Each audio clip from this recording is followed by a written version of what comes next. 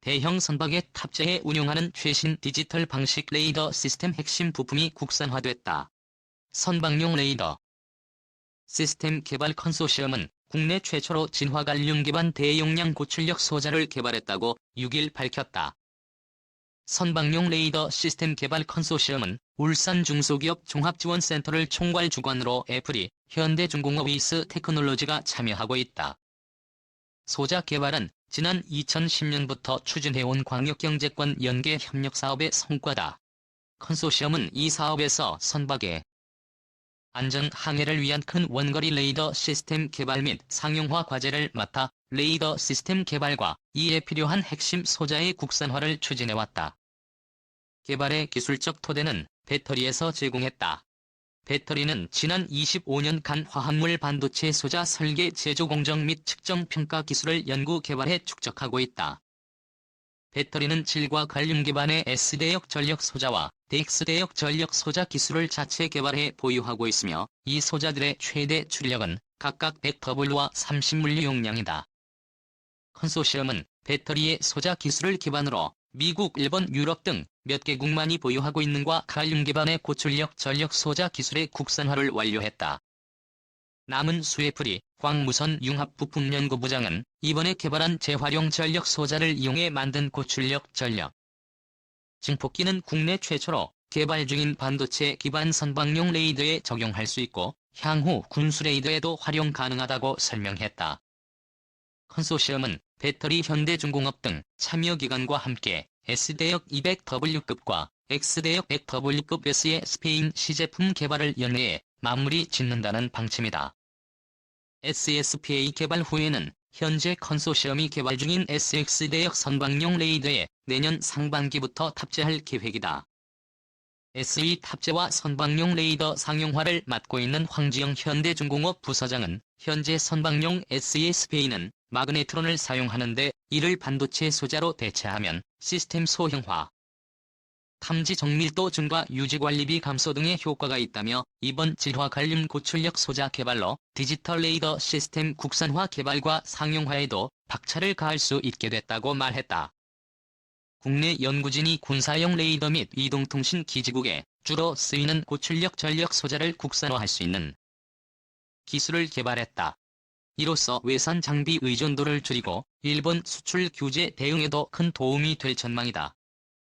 한국전자통신연구원은 S대역 200특급 지휘관용 전력 소자 기술을 개발했다고 5일 밝혔다. 소자 설계부터 공정 측정 및 패키징까지 모두 국내 기술력으로 이룬 성과다. S대역이란 4GHz 주파수 대역을 의미한다. 해당 주파수는 주로 레이더 장비와 같은 곳에 많이 사용하며 민간에서는 즉 이동통신 와이파이 블루투스 통신 등에 활용된다. ST는 지난 4년간 노력 끝에 세계 최고 반도체 회사와 대등한 성능을 나타내는 S대역 200W 전력 소자 칩을 개발했다. 연구진은 한 개에 0.7.8mm 26mm 크기의 전력 소자 칩을 패키징해 성능을 검증했다. 이 기술은 150W급 이상 높은 시스템 출력을 필요로 하는 레이더 개발에 많은 도움이 될 것으로 기대된다. 군용 고출력 레이더뿐 아니라 민간 선박 위성통신 레이더에 응용이 가능하기 때문이다. 이외에도 고출력 전력 소자는 차세대 이동통신 기지국 및 중계기 선박용 및 차량용 레이더 위성통신 등 활용 범위도 넓다. 시장 조사 전문기관에 따르면 재활용 전력 소자 전체 시장은 내년 약 6만 30억 달러로 예측돼 관련 산업 전망이 밝다.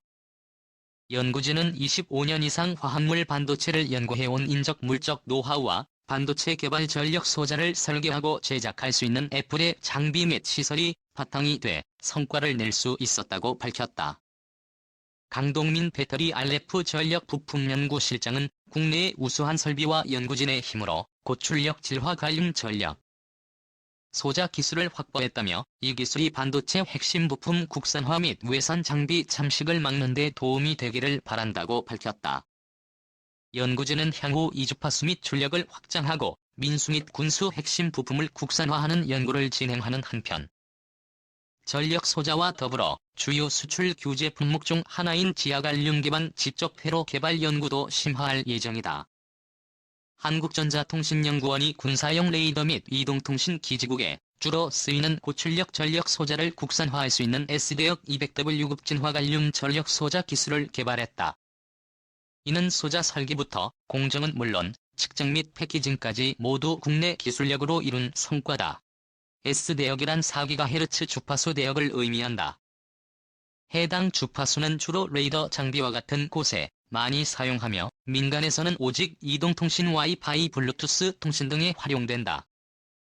레이더 장비는 장거리 표적을 탐지하는 핵심 기술로 정밀한 탐지 및 추적 성능을 위해 높은 출력이 필요하다. 기존 장비 전력을 제어하는 부품으로 진공관이 주로 사용되어 왔으나 수명이 짧고 발전기 등 큰 부속 장비가 필요해 구축 비용이 만만치 않았다.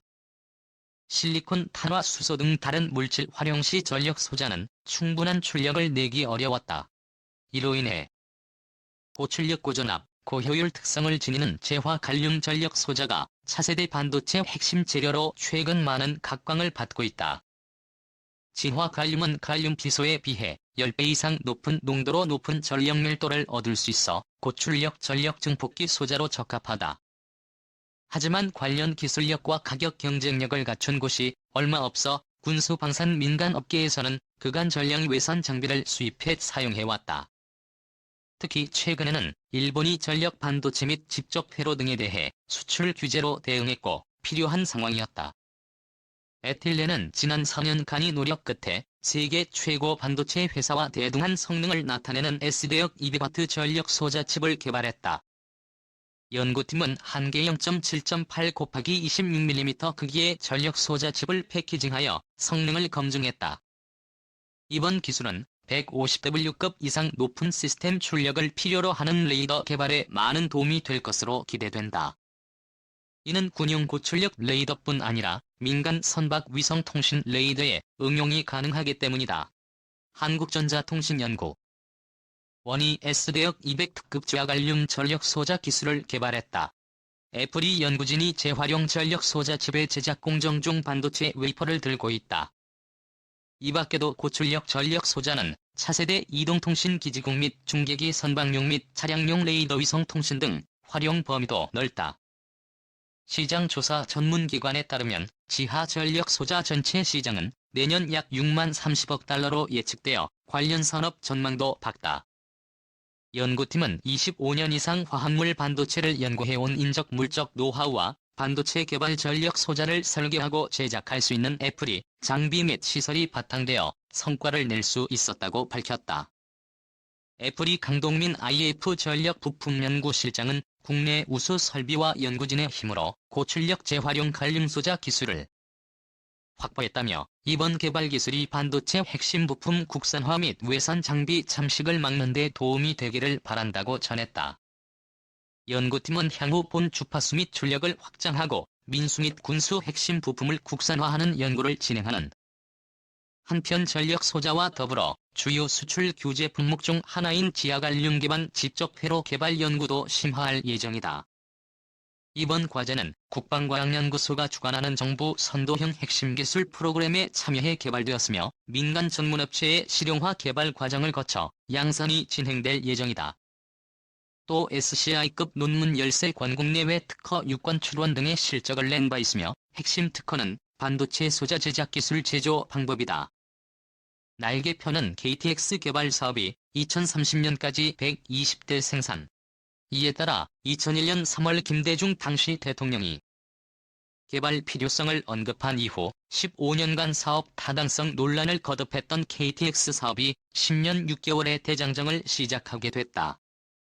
장명진 방위사업 청장 주관으로 열린 이번 회의에는 하성룡 카이 사장 공동개발국인 인도네시아의 에디완, 브라보와 국방사무차관 등 국내외 관계자 200여 명이 참석했다. 장 총장은 KTX 사업이 우리 항공산업 발전에 선도적 역할을 수행할 것이라고 강조했다. 방사청과 가해는 우선 오는 3월부터 2019년 9월까지 항공기 기본 설계와 상세 설계를 완료할 계획이라고 밝혔다. 타이는 2018년 7월부터 실제 항공기 제작에 착수해 2021년부터 시작이 6대를 생산할 계획이다. 2021년부터는 시제기를 통한 비행시험을 실시하고 시험 과정에서 나타난 문제점을 보완해 2016년 6월까지 개발을 완료하겠다는 것이다. 궁극적으로 2016년 6월 이후 2030년까지 시제기가 아닌 KTX 전투기 만 20대를 양산해 공군에 배치할 계획이다.